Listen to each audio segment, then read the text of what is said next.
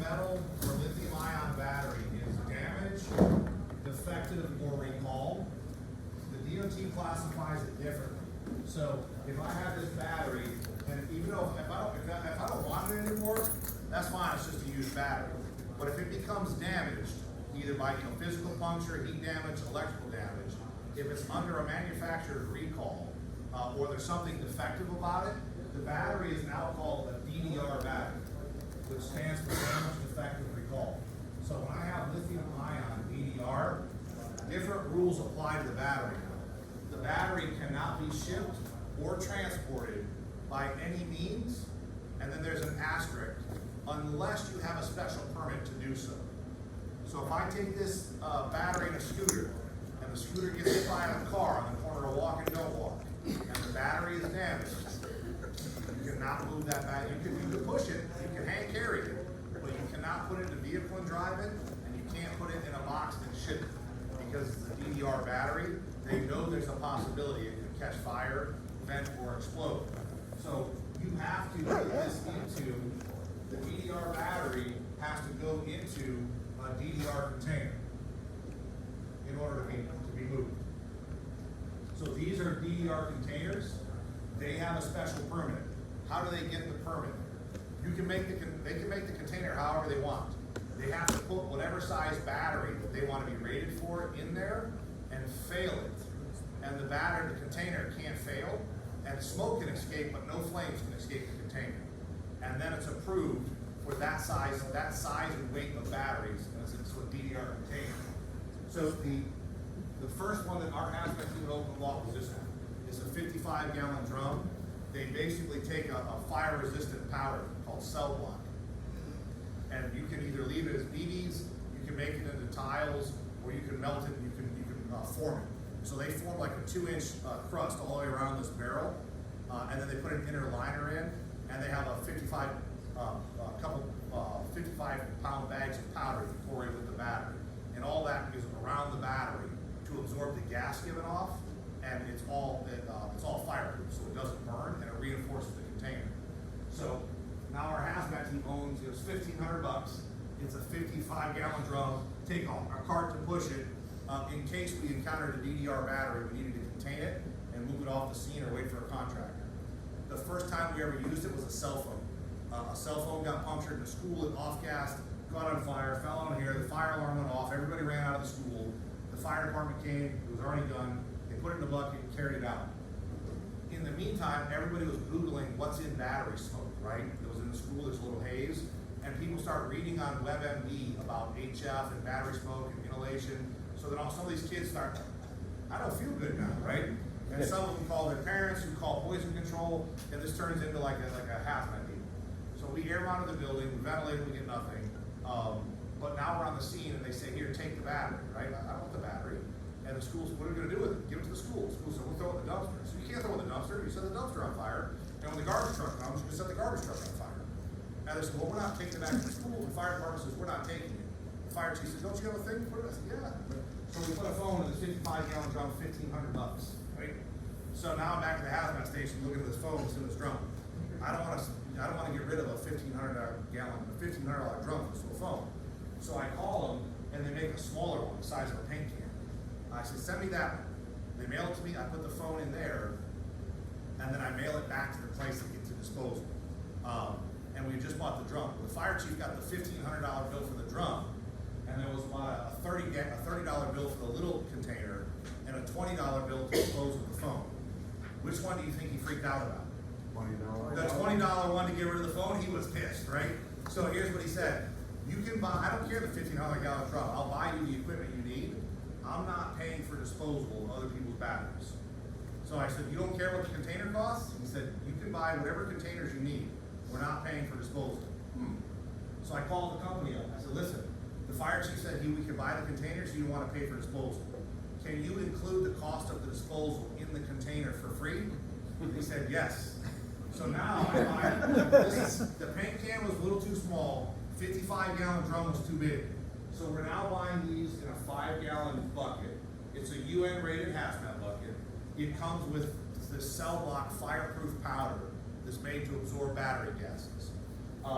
They sell it to the public for $300, which includes the barrel, the powder, shipping to you, shipping back to them, and getting rid of the battery. We buy it at the fire service for $175. So now if I go and someone gets run over by a scooter gets hit by a car, and these battery cells fly out of the scooter, they're laying in the intersection. In most cases, I want to call a contractor to do all of this. Who's going to hire a contractor when a 12-year-old gets hit by a scooter?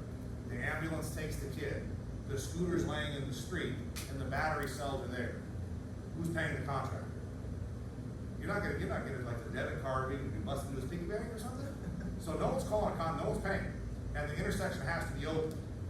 If you go pick these up, and then what are you gonna do with them, right? If they catch fire or you throw them in the dump. So our current plan is we'll pick them up with a shovel. We're gonna put them in this bucket. And the way this works is the powder's inside the bag. You pull it out, you pour 3 inches of powder in the container, and you layer the batteries in there. Then you pour 3 inches of powder, then more batteries, 3 inches of powder. This one is rated, it can hold each battery module, has to be less than 300 watt hours.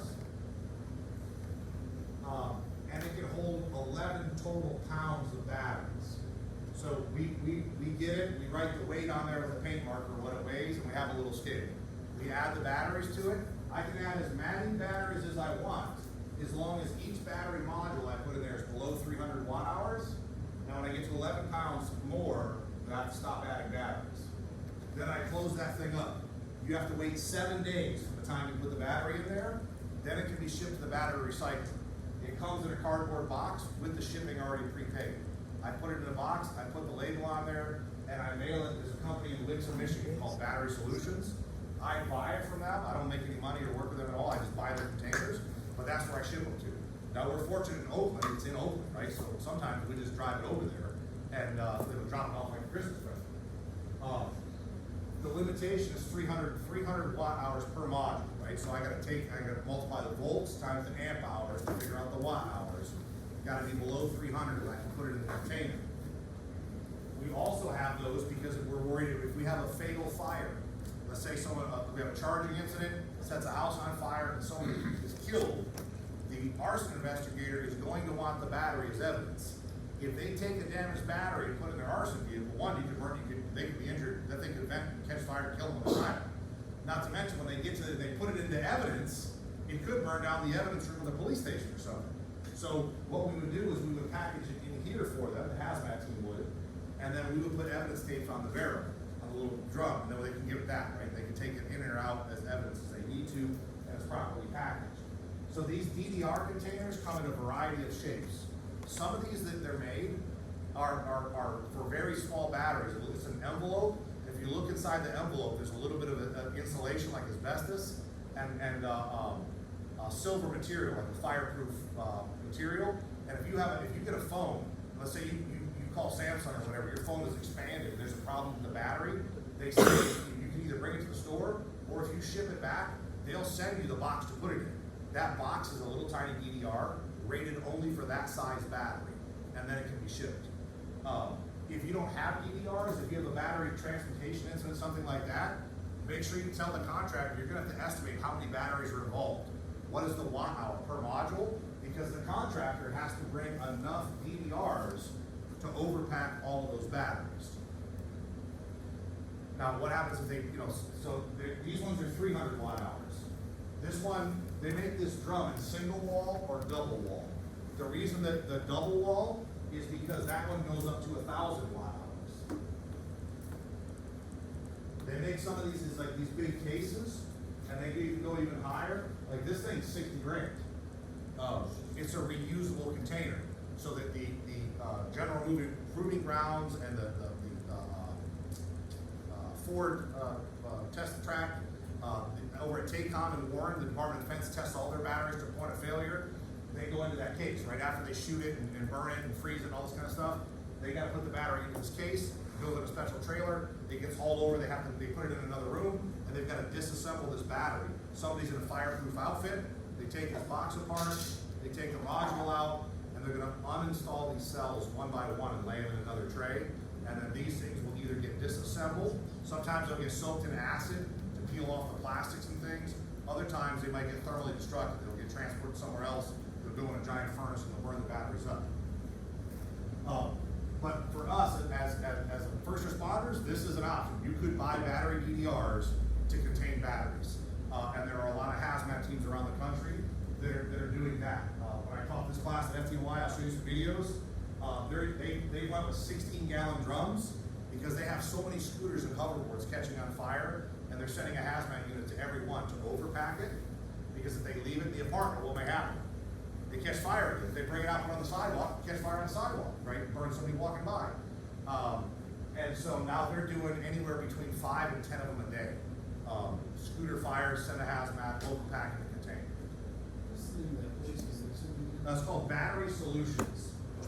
And I'll find the website because I'll write the website because they just changed. They got bought out and just changed their name. So I think Servo. I'll find it right before I go. So what do you do? After you get the battery into a DDR, what could you do with it? What are your options? You could still leave it with a responsible party, which I would do if it was a business, right? If I went to that Kohl's and they had all those little batteries involved in a fire, or let's say I go to the battery shop and they have a fire or something like that, I would overpack it and leave it, tell them to get a contractor, and I'd leave the battery outside, and I feel fine doing that as a business. I would not leave a homeowner with a bucket with the battery in there, because they're gonna do what with it? They're gonna throw it in the trash, right? They're not hiring a contractor. Some of these you may need to take as evidence. You may be able to, in some places, eventually, if you work with your household hazardous waste or something, maybe you might be able to transport it there. And if they get enough of them, maybe they'll recycle it in mass. Michigan has no program to do that yet. I've been in other states where they're starting to do that. The state is buying the containers. You have an incident, they'll take and give you a new container. The Michigan DEQ has no plan to do that anytime soon. So if you do this, you're likely on your own.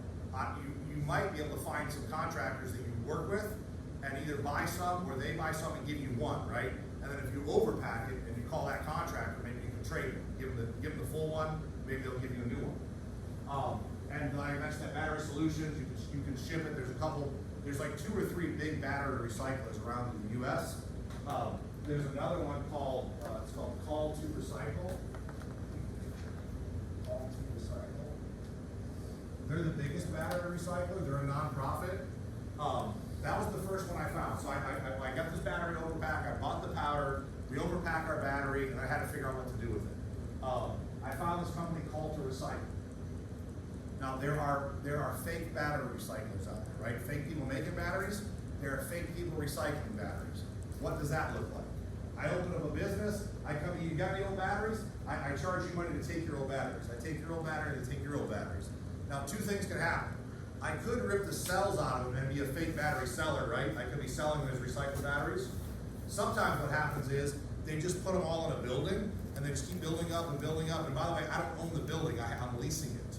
And when the building gets full, what do? Leave, right? I declare bankruptcy with my LLC and I leave, and who's stuck with the batteries now? The dude that owns the building, right? So that's part of the investigation. But what happened in Morris, Illinois? Did you see that giant warehouse of batteries that burned for 4 days? That guy was collecting batteries and he still isn't saying why, right? I think he was charging people to recycle. They had one in Wisconsin. Now that guy, same deal. Now he took a bunch of batteries, he stacked them up in a building, he declared bankruptcy, and then he moved out. And then the owner couldn't afford to recycle them either, so the EPA declared a Superfund. They investigated the guy who collected the batteries. They could not charge him with a crime because, number one, the dude didn't lie about anything. He said, and he had a business plan. Here was his business plan. I'm going to take all these batteries in, and I'm going to sit on them for 5 years. When the building fills up, and my business plan is that in 5 years there will be a free program from the government or a reduced cost or a grant to recycle them. And if there's not, all the money I'll spend it, by the way, and I'll get a loan, and then I'll use the loan to recycle all the batteries. And he thinks recycling is going to be cheaper in 5 years. This is a BS plan, right? So 5 years is up, the warehouse is full. He's following his business plan. He writes some government grants. They don't give him any. He applies for a loan. Hey, will you loan me $5 million? Can I recycle these batteries? No. He gets turned down for his loan. What does he do? He declares bankruptcy because he was turned down for the loan. And he notifies the builder, the people. He gives them the SDS, tells them the problem. I'm out of business. and he has committed no crime. He's just a really bad businessman, which he probably, if he got the loan, he would have recycled the batteries, not repaid the loan, and still declared bankruptcy, right? That's why no one gave him a loan. So there could be fake battery recyclers. So be careful who you give your batteries to. You should be getting a certificate back saying that they accepted your batteries, right? Called certificate of reclamation. So this call to recycle, they're on the internet. I never heard of them. I was worried they're a fake battery recycler. When I called them up and asked where did the batteries go, I didn't get a good feeling about, well, we don't do them, but we have a guy that we subcontract. I'm like, this sounds shady to me. So I said, where do the batteries go? They wouldn't tell me. Do you know what an Apple AirTag is? Right, it's a little battery powered thing. It has GPS in there, but it can't transmit. It doesn't go to the cellular tower. It only transmits to whatever iPhone is closest. It sends its name and GPS coordinates. So I put that in one of the drums and I sent it to call to recycle. And I watched on the map where it goes. And that's when it turns out, where do you think it ends up? Battery Solutions, right, Wixom, Michigan. So all of these places, there's a bunch of places that take batteries. There's only a few people that actually receive the batteries. So you can look and find different ones. So what I found is, call to recycle, this thing ended up in Wixom. I didn't even know they were there. They're in our own county. So I drove over there where my little dot was on the map. I was like, look at this place. Knock on the door, you're who? And then I make friends with them, find out about that they take batteries, and they give me, and I start sending them batteries now. So it depends on the battery types. If the batteries aren't damaged, you can commingle all of them. So they don't generally, damaged batteries is a small part of the battery recycling. They put a little tub. You ever walk in the store and you can throw your old batteries in the tube or whatever? They take all those back from the store. When they come in, there's alkaline, lithium metal, lithium ion, NiCad, nickel metal hydride. First thing they do is they sort them all out into chemistries. And so they have a big conveyor belt going around and around, all these little stations, and they're sorting, they have people that take an 8-week class on battery sorting. And they sort all the battery chemistry out. And then they do different stuff with different batteries. So the alkaline ones, they grind up and they drain the electrolyte and then make a fertilizer out of it, potassium, magnesium. The nickel metal cation, nickel metal hydride, they strip all the nickel out, burn up the plastic, that kind of stuff. The lithium ion, they sort and they sell them in lots to different recyclers. Some of those ones they take apart. Some of them they do thermal melting. So if they know what metals are used, they heat it just to the point that one metal melts and not the other, and they recover one metal at a time, and they move it to another oven at a different temperature and melt some of the metal. Some of them they're soaking in an acid, and the acid, the metal will melt and dissolve into the acid. Then they have another way to boil off the acid and get the metal back. So they're stripping out everything that's reusable out of the batteries. The goal is to use all of that material and make new batteries. So strategically, from the United States, defense perspective, we don't have the raw materials to make the batteries, right? A lot of those are in China and a lot of the stands that we don't have access to. So part of the reason the Department of Energy and Department of Defense is supporting monetarily all this battery recycling is that they want to have a 2 or 3 year supply chain, if possible, in the recycling industry. So if we have a problem with China and we can't get the parts to make batteries, we can take all these recycled batteries and try to use those to make the critical batteries that we need until we can take over China or something. So another option, aside from BDRs, are these emergency containment bags. There are some businesses that have these. These are on airplanes as well. If there's a problem with the battery, instead of overpacking it, this is basically a fire blanket made into a bag. Inside the lining of this bag, though, is a fireproof material, either vermiculite or cell block, either one. And it's in like a pillow. So when the fire is in the bag and it burns through the pillow, the powder will come out and surround the battery. And then it's going to absorb the heat and smoke and not allow the active flame. If you're flying, you go on vacation or something, you get on a plane, if you ever look in the overhead, there's little labels where all the safety equipment is, like first aid, fire extinguisher, flashlight, bullhorn. Some of them might say LIBIC, lithium ion bag and incident kit. It's usually these types of bags that are in there. And that way, if someone's cell phone or iPad catches on fire in the plane, you grab it and stuff it inside this bag. So let's talk about scooters and cars. So 107 is some guidance on what to do with scooter fires. The hazard with these is that it's probably going to happen inside a structure. Someone's house, this thing's charging. what causes it? The same thing that causes all battery problems, right? Thermomechanical, electrical abuse. Watch how fast this unfolds though. This is what, there's not a lot of time. Some of these ones that I show you, they vented, right? This one's gonna vent indoors, and in like 15 seconds, it's gonna have a fire explosion. Dad and daughter, they're sitting right on the couch watching the scooter, barely make it out. There's a pop, the dog heard it. A little bit of smoke. Dad's gonna unplug the scooter.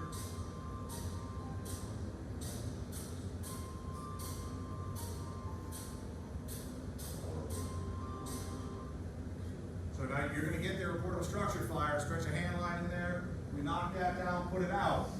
If there are unburned, if there's still potential cells in there, we're gonna have to, before we overhaul this, after the fire's knocked down, what has to happen to that scooter? It's gotta come out of the house, right? Because if you start overhauling and pulling all this drywall and insulation on top of the scooter, no one's ever gonna take it out of the house at that point, it's buried. And if it vents and catches fire later, what's gonna happen? You're rekindling, you're gonna set all that, and it's all the material you just pulled down, it's not gonna be on fire. So knock down, ventilate, secondary search. I notice a battery powered device. I make sure I'm in turn out gear SCBA, get my partner with a dry chemical extinguisher. I'm gonna hand this thing out the window or get it out of, hopefully with ventilation running. So if it vents, right, I'm dispersing that gas, get this thing out of the building. Now, the other thing that can happen though is when these are on fire and I melt the plastic out of this casing, and these batteries, instead of just when there's a jet fire, if they're not held and a jet fire comes out of it, they can cause them to fly like a rocket. And so when these things are on fire, you may get a battery shooting this way, a battery shooting this way. So after I put the fire out, not only do I gotta get the scooter on the hoverboard out, look around, everywhere about 6-10 feet around, look around for any extra cells laying around. If you see those, should you pick them up with your hand? No, pick them up with a shovel, bring those out of the structure. Watch this hoverboard. First of all, the kids almost get burned running by it. Because again, people are charging by their front door. But watch for the rocketing cell.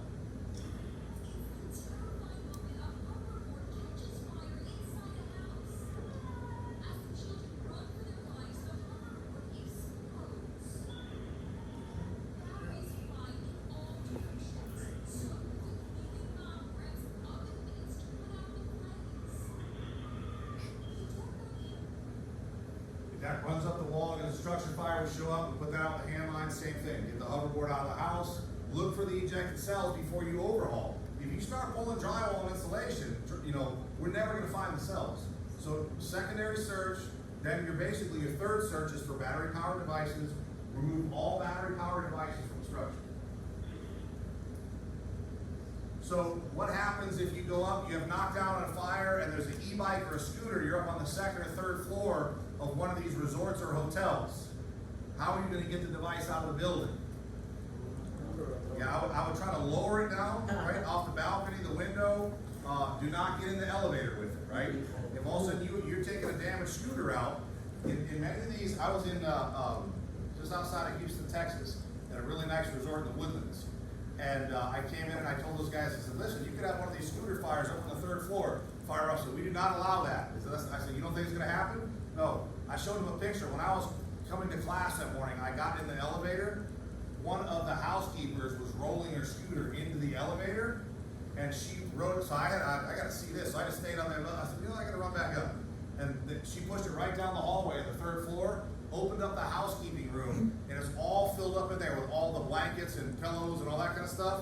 And she's got a scooter in there plugged, and she charged her scooter in there, and she rode it to work. If we have a scooter fire, it's going to be on the third floor in the linens room, right? That's going to be an awesome fire, but you're going to have a scooter on the third floor. If we knock that fire down, do not take the damaged scooter and get in the elevator. Remember, the scooter and the bike, and that, you don't have to start the fire. I could have an e-bike in here and have I could put smoking materials or something in there. I could have a stove fire or whatever. A regular house fire is going to damage any lithium-ion battery in the house. The drone, the electric clothes, the scooters, the hoverboards, and even though they're now belted, the batteries could be damaged. So you still need to take them out of the structure. Watch what happens. This over here, mom's holding a baby, and these two guys, this guy gets on the elevator, rolls in with his scooter, this is not gonna be good.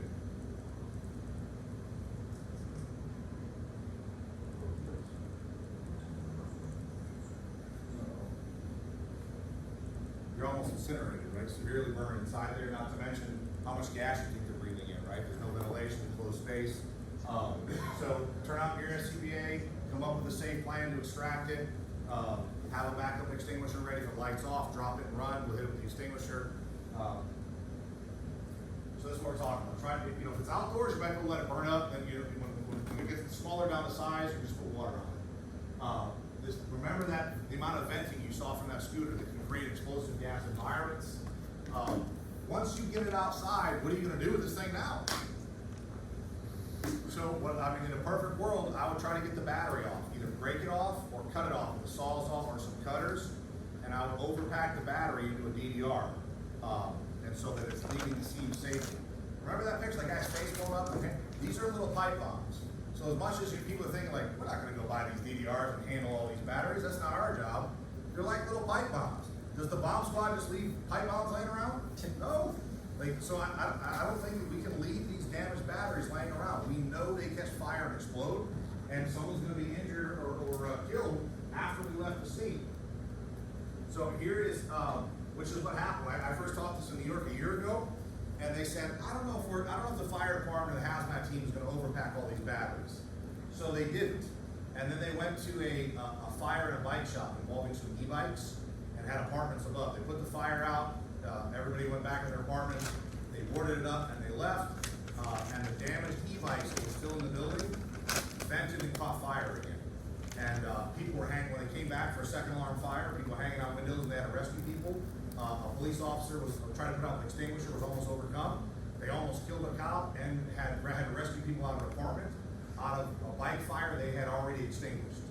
After that, they started removing all the bikes from the buildings and cutting the batteries out and overpacking. I'll show you a quick video of what they're doing, but this is anywhere between 4 and 10 times a day now. You might have 1 or 2 of these a year, who knows how many. So this is a bystander video, so I'm going to run it up with this long. This is a fire in a restaurant. The restaurant has scooters inside that they use to deliver the food, like Grubhub, Uber Eats, and one of the scooters has a big lithium-ion battery in it, and it's burned up. So the restaurant fire is knocked down. There's the scooter they drug out.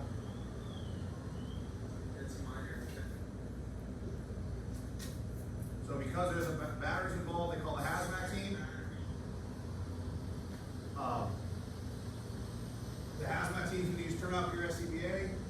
They've got a little tool bag they put together for cutting up scooters, and then they're going to have a DDR drum they're going to roll up there. So there's the scooter there. Right where the frame goes down, you can see the battery box. So they're going to go on air, and they're going to use little cutters and a power tool. And they're not cutting the battery, they're cutting the scooter to get the battery out of the scooter. And in the bottom right there is the DDR drum.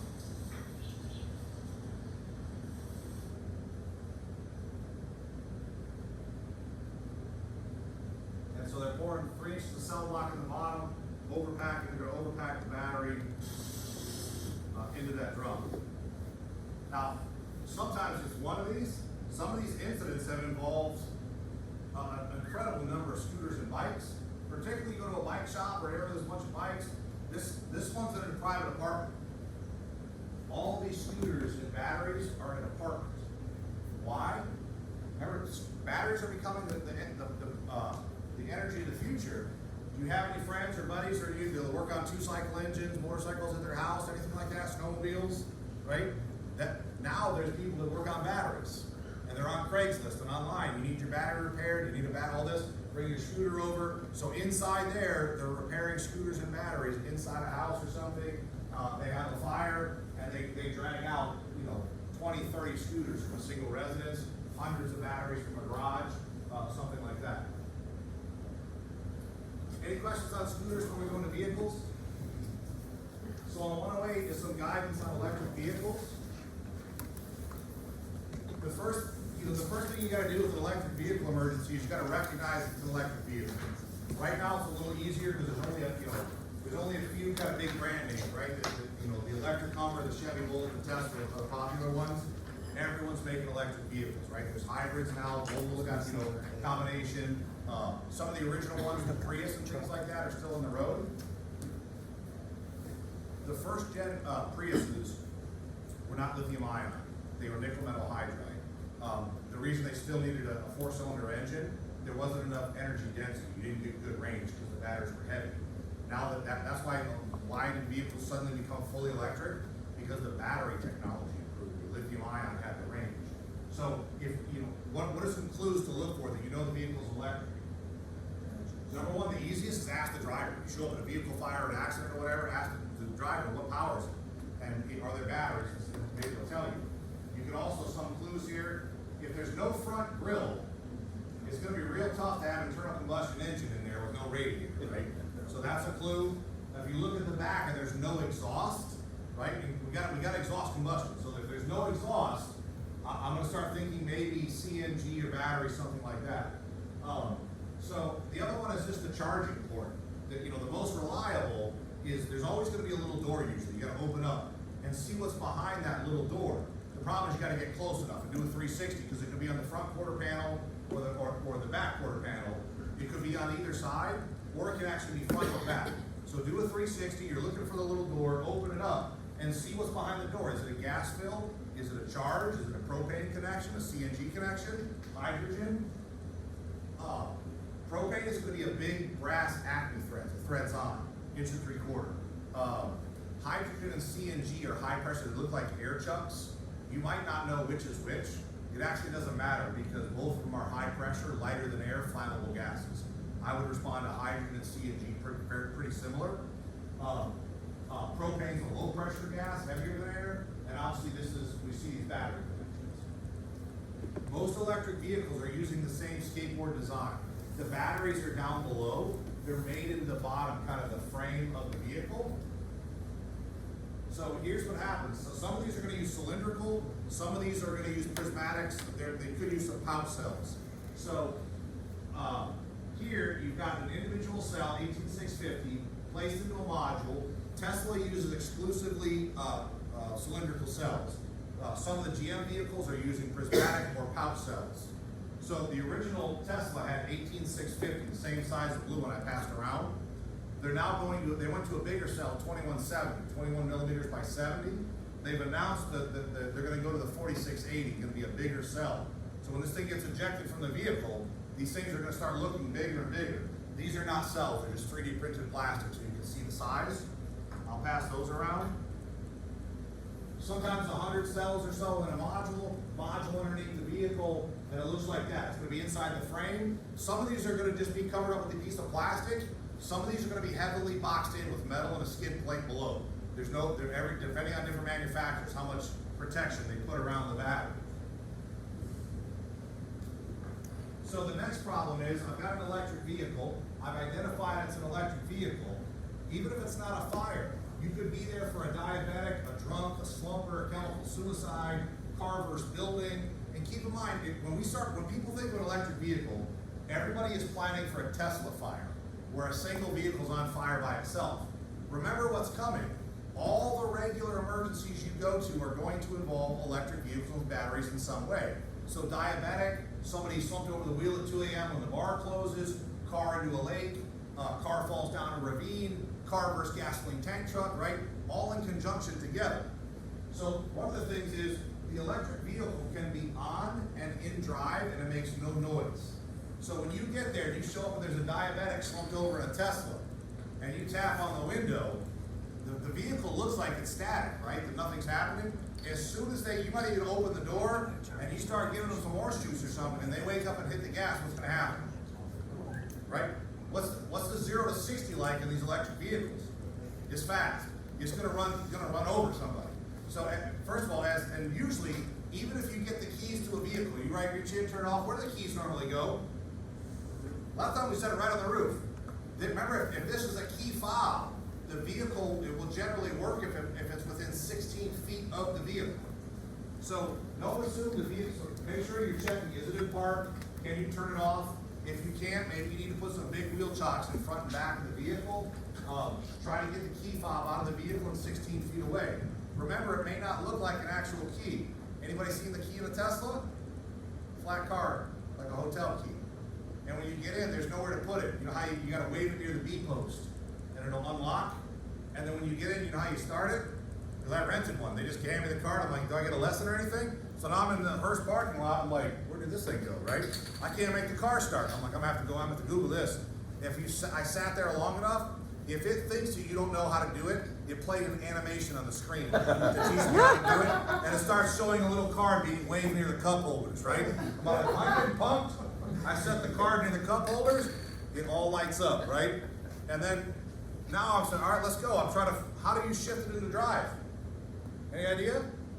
There's a little tiny blinker on, like it almost looks like, you know, your blinker and wipers, little tiny one sticking out off the steering column.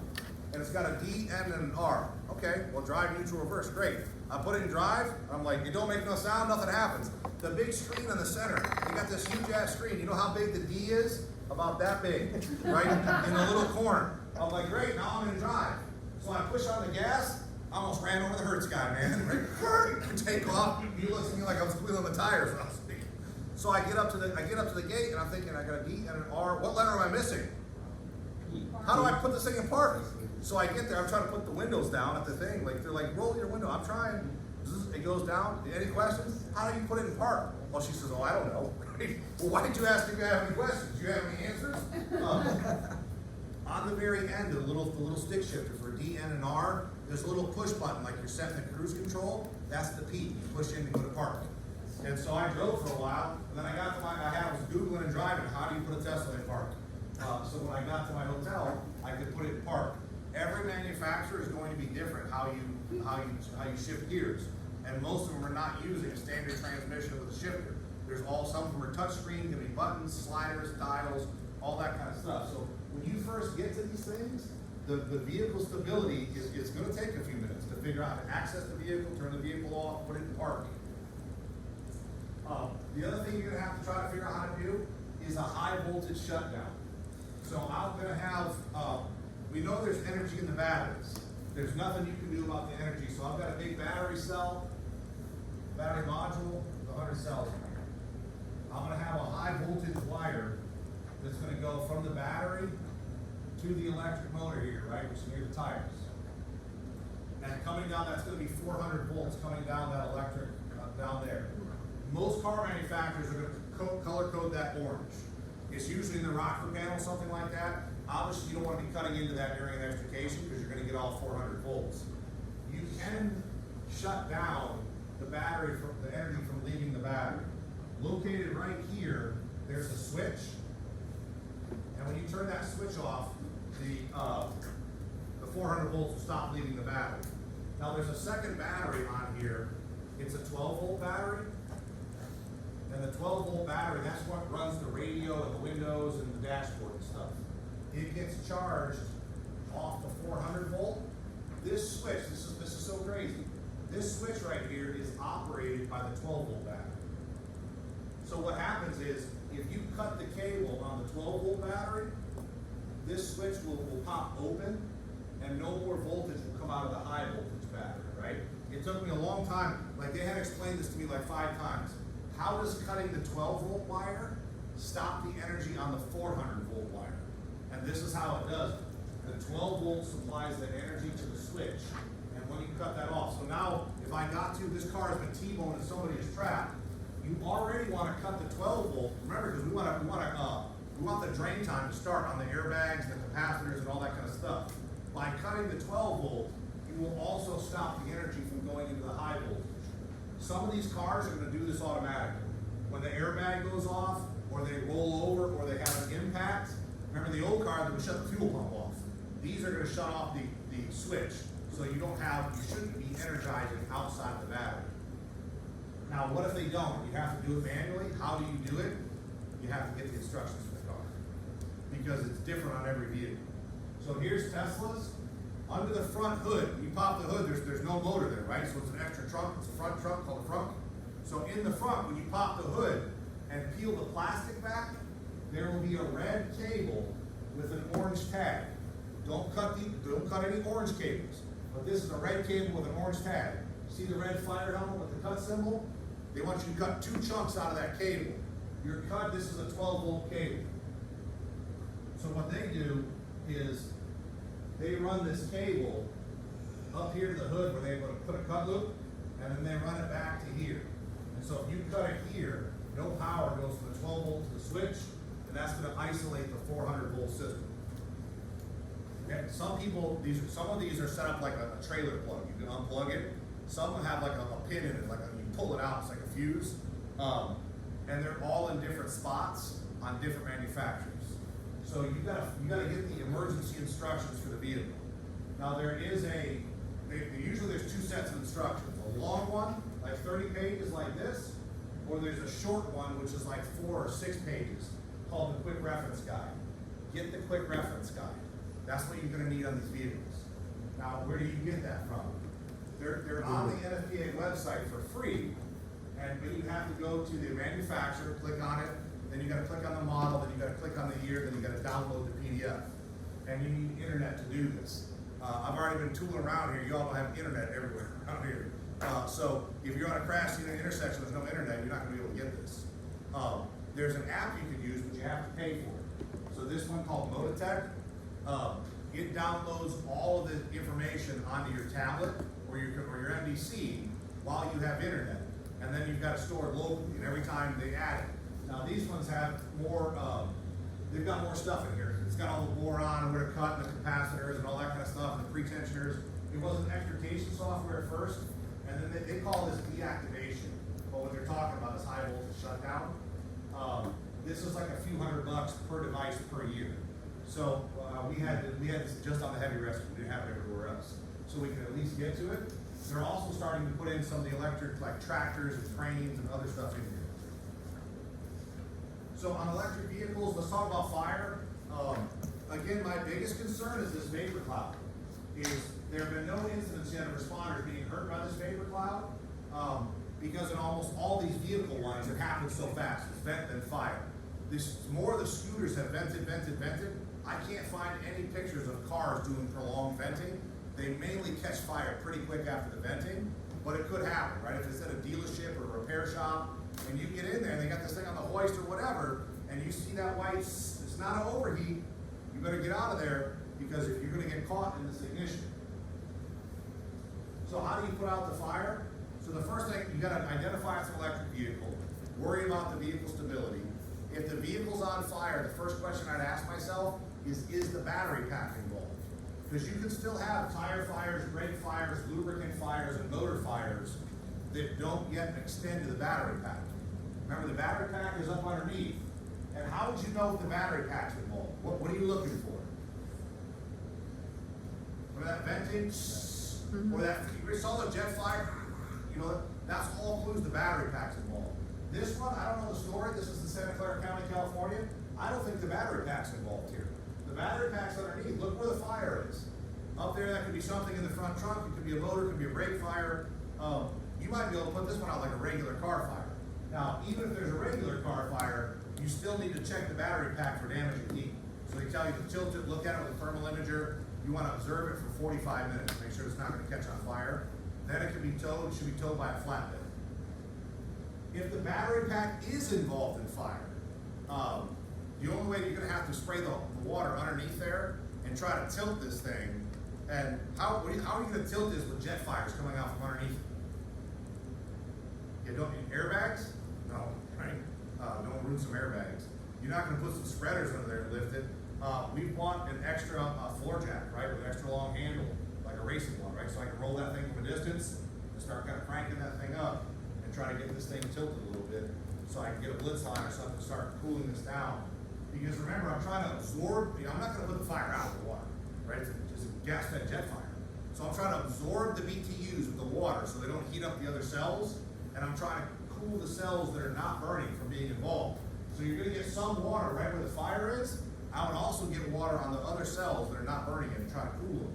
The problem is, remember, these are inside a case with plates, then plastic, and then put in a metal box, and sometimes a skid plate underneath. When I'm spraying the water on the skid plate, am I cooling the batteries inside very well? You ever microwave a pizza roll, and then you pull it out and blow on it? And you touch the outside to your lip and it's not hot? What happens when you bite into it? Volcano? Lava comes out, right? So the surface cooling is different than internal cooling. So even when this is why it's taking, the manufacturer says if you're gonna cool the battery pack, to plan on 6,000 to 8,000 gallons of water. Because most of that, the water that does the cooling, if you hit it with water and it turns to steam, that's pretty active cooling. But when you're spraying this with water and it's bouncing off and running down the street, how effective was that water? So you're probably gonna waste 5,000 gallons. And if you don't get this thing tilted and get it up underneath, this is the challenge. We can't access the battery cells to get active cooling. We waste a lot of water getting it's not very efficient, very little cooling done. After you get it cooled down, you should observe it with a thermal imager for 45 minutes. These things can reignite. There's a bell-shaped curve, right? Like when we talk about the time, if I made a graph that said that, on one side is the probability that we're gonna have reignition. So this is reignition, and this is time. Your biggest hazard is right after you put it out, and it's gonna go down over time. Most of the reignitions happen in the first 3 days. Obviously within the first day, and within here in the first couple hours. So you're gonna observe this thing for 45 minutes. There should be no heat, no smoke, and no popping sounds from the battery. At that point, it can get towed on a flatbed. Don't tow the regular tow truck. When you're towing this with a regular tow truck, if you're turning the wheels and the battery's not turning the wheels, you're charging the batteries, right? So these go on a flatbed, you should never drag them more than 5 miles an hour. They go on a flatbed, they should be stored outside 50 feet away from everything, because we should plan on a reignition. Generally, they don't pull these inside even in the dealership after a thermal event or fire or crash for a minimum of 3 days, because they don't want to burn the dealership down either. So even at the tow yard, I talk to the tower, you can store it outside, right, 50 feet away from everything, and keep an eye out, it may catch fire again. There's some products coming out of the market. I like this idea, this little sprinkler that goes under the car. I'm not excited it's a metal rod though, because listen, we're not gonna get this thing flat in the parking lot. This thing's gonna be in a ditch, and it gets a tree all crooked. And if I go slide the metal rod under there and I poke it into the damaged battery pack, what could happen? Right, so someday when I have time, I'm gonna make one of these out of plastic.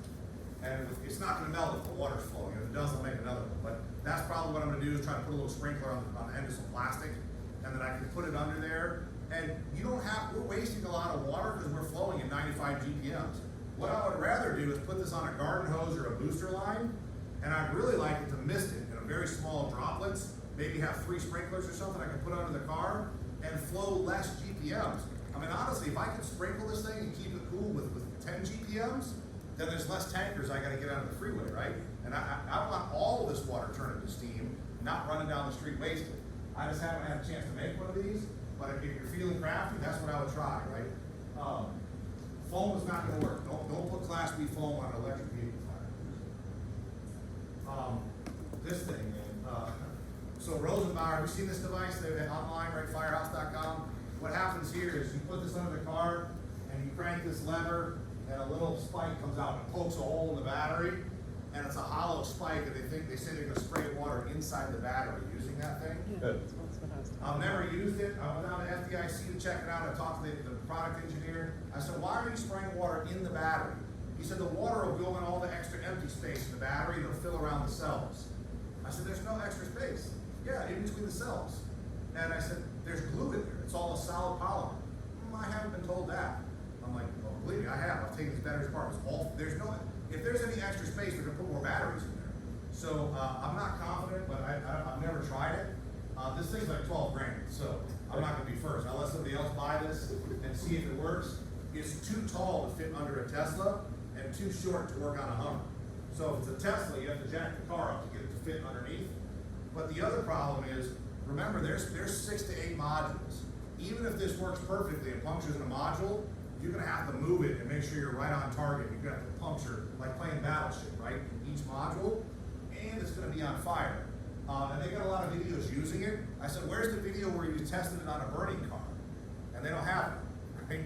So I'm like, how do you sell something you've never actually put a fire out with? Isn't it gonna damage more modules, poking holes? Yeah, if you poked holes in ones that weren't damaged, you're gonna cause physical, you know, like, let's say I got smoke under the car and I don't know which one it's from, and I just start poking all the modules. If there was only one module damaged, what happens if you poke the wrong one? You just damage another module. So I'm not optimistic of this, you know, approach. There's another one that's simpler. It's just a long piercing nozzle, and they're just opening the back door and putting it on the floorboard and then pounding it through. And I'm like, you know, that could just put 400 volts down the piercing nozzle. Well, we sell insulated gloves with it.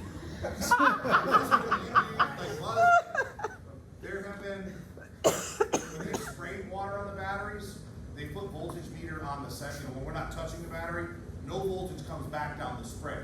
But if you jam the metal into the battery, it's gonna come down the metal. I don't know if it's gonna go back down the truck.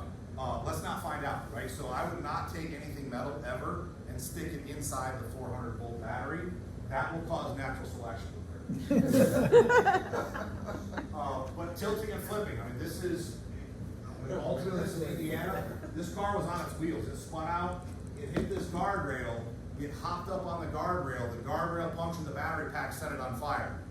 They had trouble accessing it. They were worried if the battery pack was energizing the guardrail. They had no way to detect it. The fire kept reigniting.